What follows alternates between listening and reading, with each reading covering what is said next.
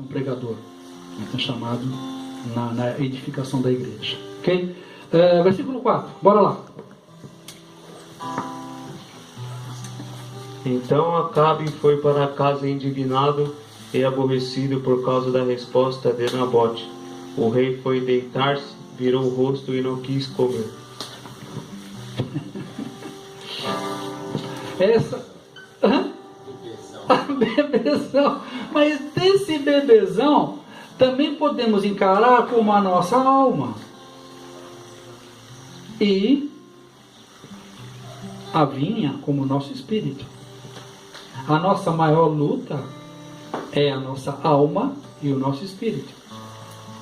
A nossa alma, ela tem dificuldade em ouvir um não. Se é uma coisa que nós não gostamos de ouvir na nossa vida, é não.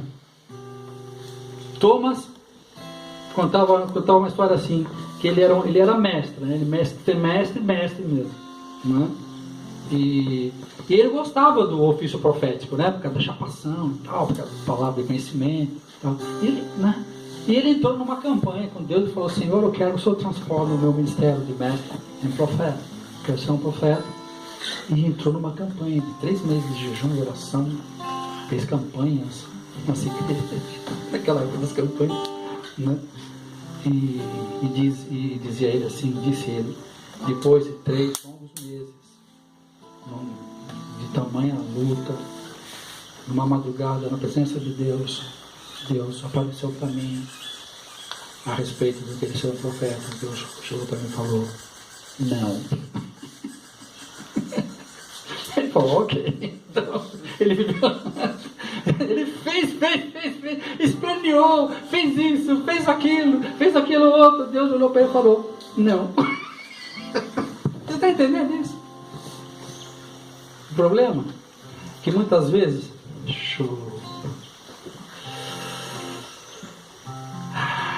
a gente vai para a igreja. Eu vou cantar umas musiquinhas para ver se Deus se agrada. Depois chega na hora da oferta, eu vou dar uma oferta gorda lá, para ver se Deus muda de ideia. Depois o pastor começar a pregar, eu vou chorar bastante, levantar a mão, dar um saramanai, para ver se eu consigo convencer Deus. A gente faz um monte de coisa para tentar convencer Deus das nossas vontades. Aí no final de toda essa coisa que você fez para Deus, Deus chega e fala para você assim: não. Deus não está no negócio de abençoar seus planos. Deus está no negócio de matar seus planos. Porque seus planos são cheios de falhas. E ainda que fossem bonitinhos aos olhos dos homens, não são os planos de Deus para a sua vida. Bendito Deus e Pai de nosso Senhor Jesus Cristo, pela qual já nos abençoou com toda a sorte de bênçãos nas regiões celestiais em Cristo Jesus, e nos elegeu nele antes da fundação do mundo, para que fôssemos santos e irrepreensíveis nele em amor. Então ele me fez, e já tudo que eu vou ter, ser e fazer, já está na mão dele. Ele escreveu um livro a nosso respeito. Então eu não perco mais tempo tentando, pela minha espiritualidade, tentar forçar a barra com Deus para ver se ele faz o que eu quero. É melhor me render e falar: Senhor, seja feita a sua vontade. Né? Quando a gente ora assim: Senhor, o pão nosso de cada dia, sejam sinceros, quando vocês falam o pão nosso, vocês pensam o pão meu? Eu penso o pão da coletividade. Eu quando orava para o pão nosso de cada dia, eu orava pelo meu pão de cada dia. Só que não, Jesus não falou o pão meu de cada dia, falou o pão nosso. Porque a chamada de Deus é tirar você da individualidade e trazer você para o corpo de Cristo. Já não sou eu mais quem vive, ser Cristo. O problema é que o nosso sistema está fazendo, vai para um lugar para ser abençoado. Não.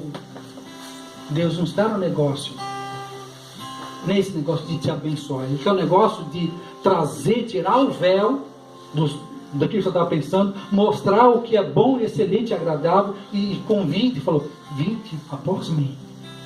Você faça, Ele quer fazer de nós discípulos.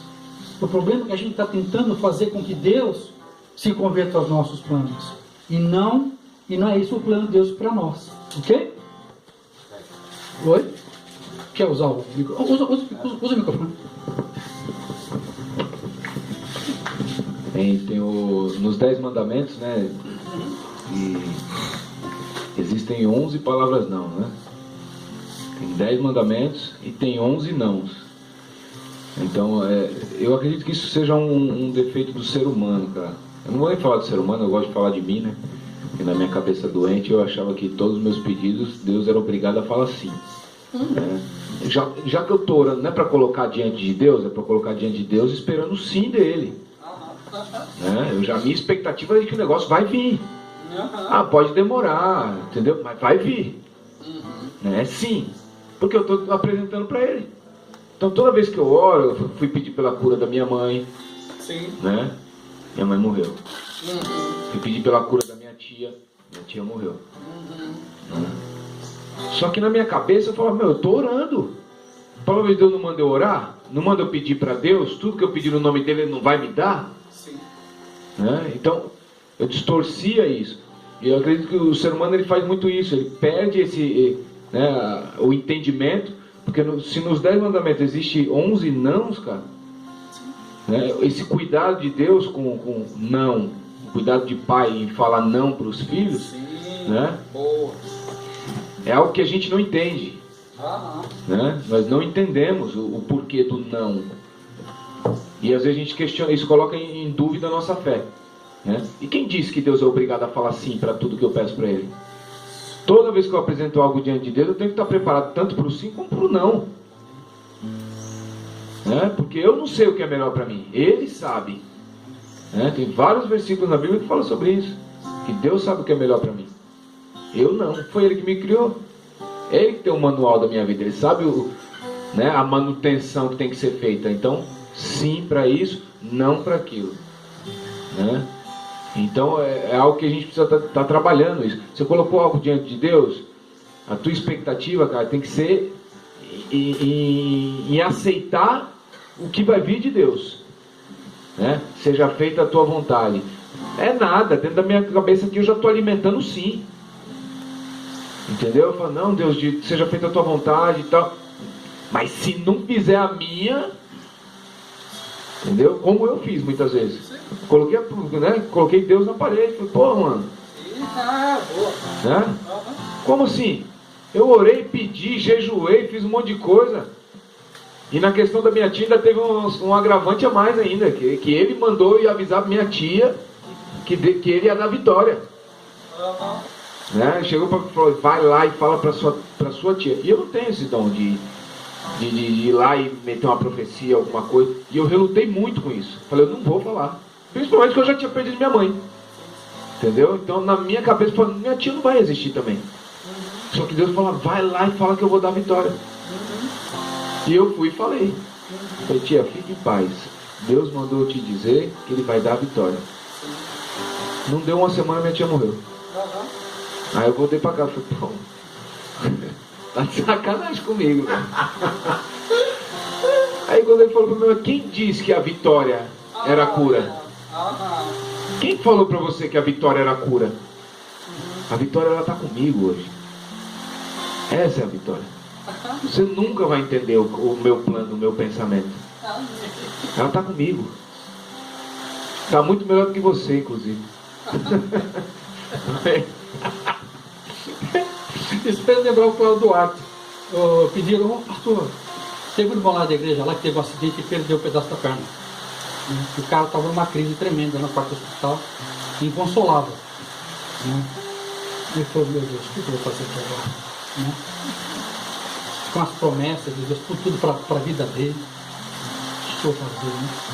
Aí todo mundo no corredor, aí ele entrou no quarto, desculpa, o pai do senhor ou o pai do senhor? Pastor. Aí começou a falar, aí o cara começou a se lamentar. Aí o Caldote falou assim para ele: não, pensa no seguinte, não fala na palavra de Deus que o nosso corpo vai ser glorificado, nós vamos ser arrebatados. Você crê nisso? Eu creio. Então pensa o seguinte: uma parte do teu corpo já foi, só falta o resto. O cara olhou para ele e começou a rir. Uma parte do seu corpo já está na glória, só falta o resto. A perna já foi. Aonde colocares a planta dos teus pés? Essa que é a subjetividade, né? Você fala assim: não, quem quer as promessas de Deus na sua vida, né? Na igreja, né? Não é eu. Nesse mundo tereis tribulações. Nesse mundo tereis tribulações. Não pense que eu vim trazer paz. Não vim trazer paz, vim trazer guerra, vim trazer espada. Não é? Então essa questão, muito obrigado, essa questão isso de uma maneira chama-se, isso que ele falou chama-se feitiçaria. Porque a gente sempre pensa de feitiçaria do voodoo, né? Não, isso não é feitiçaria. É todo o movimento que você faz para tentar mudar o caráter ou o pensamento de alguém a seu favor. Quando a gente fala que uma mina ela é charmosa, por quê? Ela com seus trejeitos, com as suas armas, que você não estava afim, você começa a ficar. Porque ela é charmosa. Ela não é bonita. A bonita você já está, é nós, papá, né? Ela não é bonita. A gente fala muito assim: você não é bonita, você é charmosa. E é interessante que em inglês, charmed é a mesma palavra para charmosa e é a mesma palavra para feiticeira. Charmed. O que é uma feitiçaria?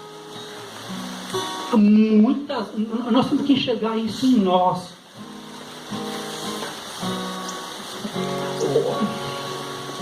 Determinadas coisas que você faz para Deus, você está fazendo para Deus mesmo ou está fazendo para você? Você está fazendo para honrar Deus ou para se mostrar? Qual é a motivação da sua atitude? Que Deus fala na sua palavra que Ele julga o coração e os rins. O que é isso? Tem muita gente fazendo coisa boa, sofisma, fazendo coisa boa, mas a motivação interna é ruim. Eu fiz muita coisa boa dentro da igreja, porém a minha motivação era podre. Eu fiz. Quem me leva de fora pensava que eu estava fazendo uma benevolência. Os fariseus, obrigado. Mas na verdade eu estava fazendo para me aparecer. Eu podia enganar todo mundo, menos ele. Aí eu não entendia porque quantas coisas não fluíam na minha vida. Que Deus quer de nós um alinhamento da minha atitude com a minha motivação. Então, essa briga de Acabe dentro de nós e Nabote dentro de nós, que Acabe e Nabote estão dentro de nós, a nossa alma, nossos desejos carnais, que precisa de mais espaço, ela é insaciável, e as vinhas de Nabote, que é o lugar da paternidade, é o lugar onde Deus vai atuar em você, do vinho novo, ao lugar de hortaliça, que satisfação, mas que não te leva a lugar nenhum, e o lugar de produtividade. Esses dois lugares estão dentro de nós. Então a gente está vendo aí o conflito de como que funciona. Porque esse conflito de Nabote e Acabe é um conflito de nós mesmos. Não se esqueçam, a Bíblia é um livro espiritual. Então, e isso é um livro para aqueles que são lavados no Cordeiro. A Bíblia não é para incrédulo, gente. Às vezes eu vejo que as pessoas ficam pregando Bíblia para os outros. Cara, eu sei que pode parecer estranho o que eu vou te falar. Para o incrédulo não tem que pregar a Bíblia. Foi claro que você tem que manifestar a palavra de Deus. É verdade. Porque esse é um livro espiritual. Eles não têm o Espírito Santo de Deus, como é que eles vão entender isso? Não adianta você ficar sacudindo esse negócio na cara dos outros. Para as pessoas, a terra aguarda a manifestação dos filhos de Deus, não a pregação dos filhos de Deus. Tem pessoas que vão ouvir o que você fala depois das suas atitudes. As minhas atitudes devem preceder ao meu discurso. Estou certo ou estou errado? A Bíblia é um livro para os sacerdotes. A Bíblia é um livro do conceito do... Aliás, só tem uma palavra na Bíblia para o incrédulo. Arrependa-te. Só tem isso. Que abre a porta. Vem fazer. Saia da sua postura individual e venha fazer parte do corpo. Já não sou mais eu, mas Cristo vivo dentro de nós. Aí nós vamos descobrir qual é o seu lugar, que é a função das igrejas. É abrir os céus e descobrir o propósito da sua salvação. Por isso, apóstolo, profeta, pastor, evangelista e mestre. Essas 5 funções, sendo estabelecidas numa igreja, faz com que você seja uma vinha. Porque para os olhos de um Nabote, ele pega uma vinha, ele sabe, isso aqui é o herdeiro do meu pai. E ele sabe que essa vinha ele vai cuidar bem, porque ela vai ser propriedade dos filhos, dos filhos, dos filhos. Estão entendendo isso? Uma coisa que a gente tem falado muito isso lá na Renovação em Paz, ela é uma igreja pequena. A gente está vendo que está começando a aparecer apóstolos, profetas, evangelistas e mestres. Por quê? Ela não é grande, ela é pequena. Mas ela está se tornando lugar de produtividade. O que ela está se promovendo a fazer? Ela abriu uma escola de cura e libertação, interdenominacional. Não é para servir ela, é para servir a coletividade. Estão entendendo? É algo feito no Espírito. Tudo que é com o Espírito é para servir a coletividade. Já não sou mais eu, já não penso mais em mim, penso em nós. Cristo em vós. Deus foi criar e fala, façamos nós. Então tudo que tem a ver conosco, com a coletividade, tem a ver com Deus. Quando tem a ver somente com você, pode ver que Deus não está jogando. Por isso que muitas vezes Deus não ouve a sua oração também, porque nós fazemos orações baseadas em vontades próprias, em projetos próprios e não coletividade. Porque Deus nunca faz nada sozinho. Nunca fez, passamos nós. Até os decretos na terra. Ele fala, abre tua boca para que eu possa fazer. Correto? Porque Deus pode ter a força, mas não tem autoridade. Porque na terra, quem tem autoridade somos nós. Beleza? Vamos lá? Versículo 5, por favor.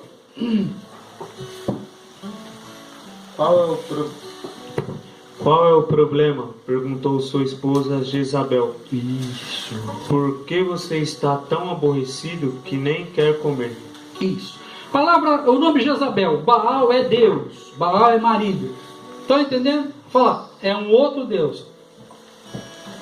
Acabe era um rei de Israel que faz uma aliança com Jezabel, uma mulher que crê que Baal é Deus. Então, uma impureza estabelecida no reinado de Israel.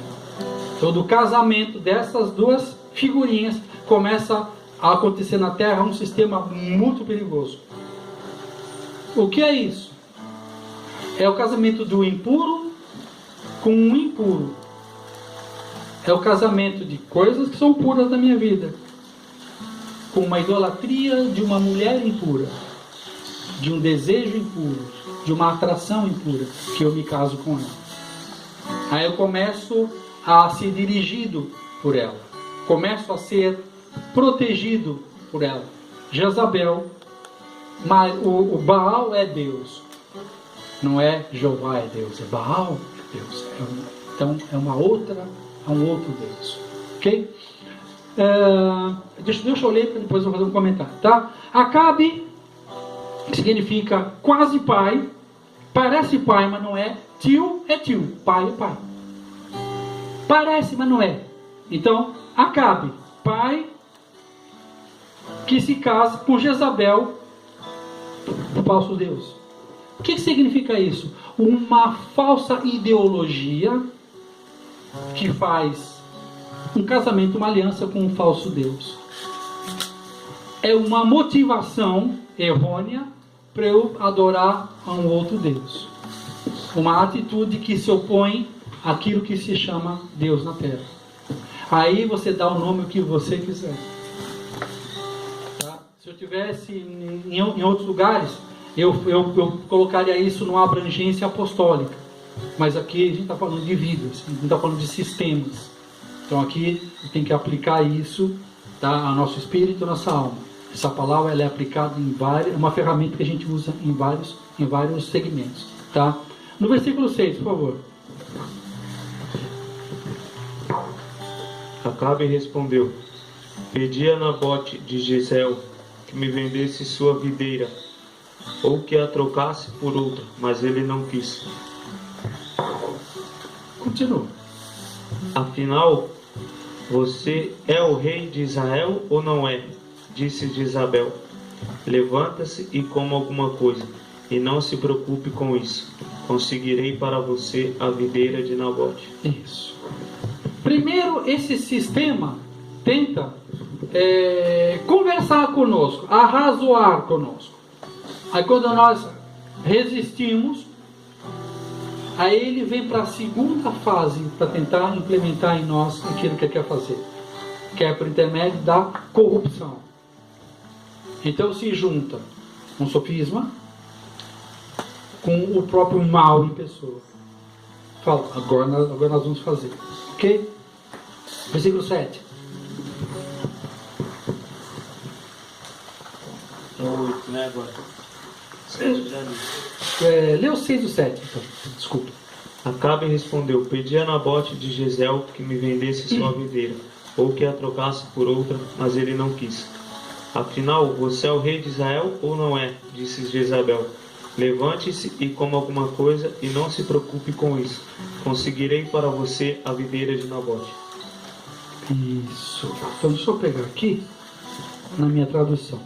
No versículo 7.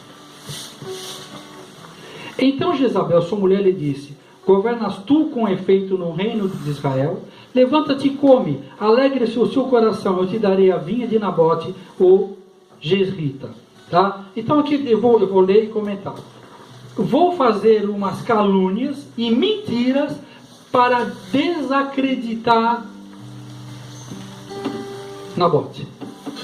Tá? Então, como é que isso funciona? O próximo ataque que nós vamos sofrer é por intermédio de calúnias externas. Tá? Ataques externos que vêm sobre nossas vidas. Ok? Então, primeiro, ele ataca a nossa identidade. Nós defendemos com a nossa paternidade. Agora vem a segunda fase. Vem aqui chama da manipulação. O que é manipulação? É o mal que ele é planejado com as mãos. Ele foi manipulado. Foi uma coisa construída. Porque o inimigo, ele não tem pressa. Ele não tem pressa de nos atacar. Ele é cauteloso. Tá? Ele funciona por etapas. Tanto é que você vai ver, né? Passado 40 dias Jesus teve fome. Aí que ele foi sendo tentado. Ele foi tentado com 40 dias. Por que não foi com 10 nem com 5? Porque Jesus ainda está bom de estômago. Então por quê? Porque ele é metódico. Tá? E Satanás não é burro. Nunca foi. Tanto é que não é burro que ele levou com ele 1/3 dos anjos com ele. O sofisma que ele contou para os anjos é até bom que o pessoal foi junto com o anjo, hein? 1/3 dos anjos foi com ele. Então foi uma mentira muito bem colocada e muito bem arquitetada e argumentada. Ok? Versículo 12, por favor.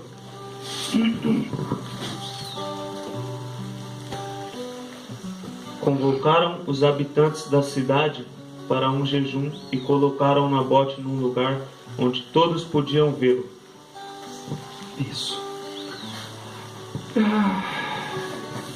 Deixa eu falar uma coisa aqui.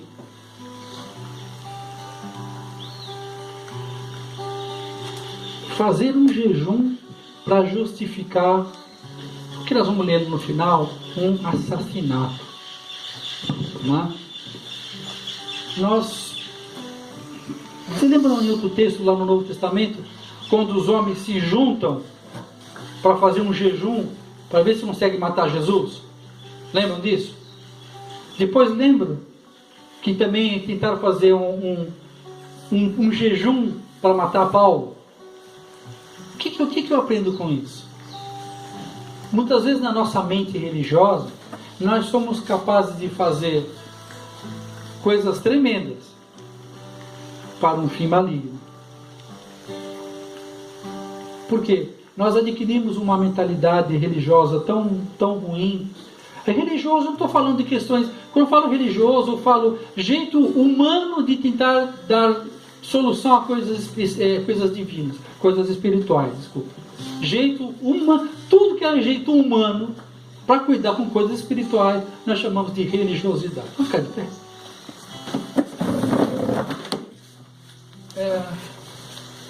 Eu tinha mais coisas para falar. Eu estou percebendo que não estamos conseguindo fluir. Então, e eu não fico batendo. Aí eu fico parar. Pai da glória, eu te louvo, te agradeço pela palavra que o Senhor conseguiu estar ministrando para nós. Eu te agradeço, Senhor, porque o Senhor sempre promove em nossas vidas uma oportunidade para ouvir a voz do Espírito. Tanto para cima como para baixo. O Senhor nos guiaria a toda a verdade em todo o tempo. Pai, muito mais teríamos que falar, mas por hora não paramos. Mas eu quero que o Teu Espírito nós precisamos que o Teu Espírito continue falando a nós. Faz aquilo que nenhum homem é capaz de fazer. Mostra-nos, Senhor.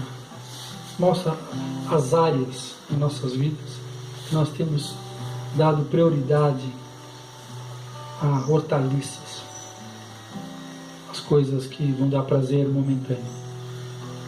Nos ensine a ver as vinhas que há em nós. Senhor, nós queremos ver como o Senhor nos vê. O Senhor nos vê como uma vinha, um lugar de produtividade, um lugar de nós, aquilo que nós vamos produzir e ser, deixará a herança. Nós sabemos que o Senhor nunca pensou em nenhum de nós que pararíamos em nós, mas que através de nós geraremos filhos e filhas espirituais. Senhor, transforma a nossa visão de consumidores para abençoadores. Nos ajuda, Senhor, a tirar de nós essa visão de eu querer me dar bem, para uma visão de eu quero me doar. E essa é uma operação somente do Teu Espírito na Tua palavra. Pai, sela essa palavra e que ela se multiplique a 30, 60 e a 100 por 1.